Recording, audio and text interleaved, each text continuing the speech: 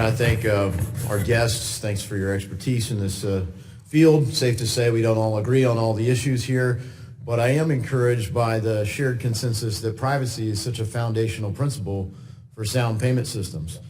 Data breaches and data arbitrage pose inherent and underappreciated risks to consumers, and we do need a new architecture to protect personally identifiable information, and Congress needs to set clear parameters on what data can be collected or transferred. We also need to preserve what has worked so well for so long with the U.S. dollar. Cash is an incredibly important tool, and the features of it are alluded to by Mr. French Hill when he was talking about a system that could work for banks and for individuals. The U.S. dollar, if I exchange it, I don't have to go to a bank. I can transfer it between any one person. It's recognized as legal tender throughout the United States. And I don't necessarily have to share all kinds of personally identifiable information when I get it. Some people hate that.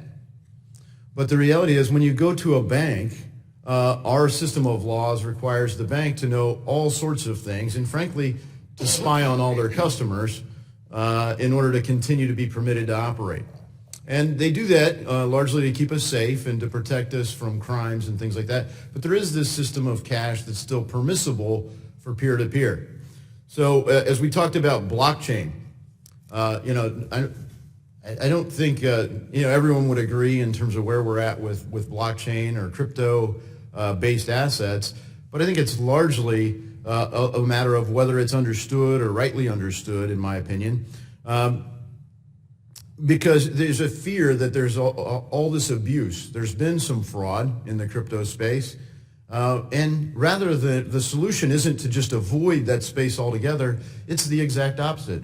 It's to provide regulatory certainty and legislative clarity that does not exist currently. Blockchain broadly protects personally identifiable information, and done correctly, it eliminates or can eliminate intermediaries, true distributed ledger technology. So how could we do this? It's not a partisan issue, as I said. I've got co-sponsors for legislation that include people who support Bernie Sanders and co-sponsors who support Donald Trump, co-sponsors from the North, South, East, and West, Republicans and Democrats. The real issue is whether we will confront the innovator's dilemma. Will we continue the broken status quo that protects incumbents at all costs, or will we embrace innovation that will inherently disrupt the current system? When confronted with this opportunity in the 1990s, Congress got it right and the internet flourished. Congress did not try to understand everything about the architecture of the internet.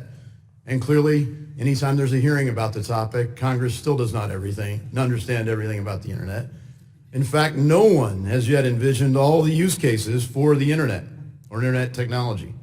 So how does all this relate to payments?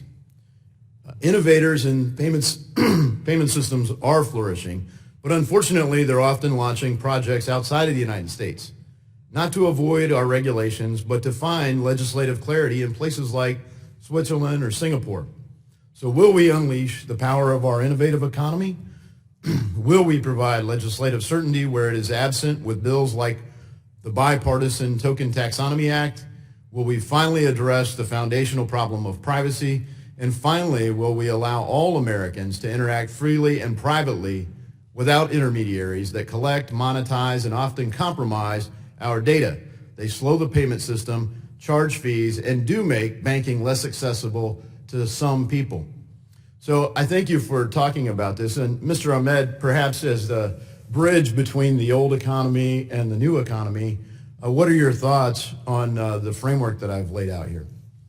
Certainly, no, I completely understand the framework and understand the need for anonymity, and I think it's the cryptography aspect of cryptocurrencies or payment solutions that leverage the blockchain that really enables that. And I think you see that in varying degrees, as I mentioned, with tokenization technology, reducing the amount of actors that have access to sensitive financial information. So I think it's certainly something that people demand. I think it's certainly something that there's technological fixes for, but as you also acknowledged, there are kind of real concerns from a government perspective about terrorist financing or money laundering, and figuring out a balance between those two and how to resolve those, I think, is the key question.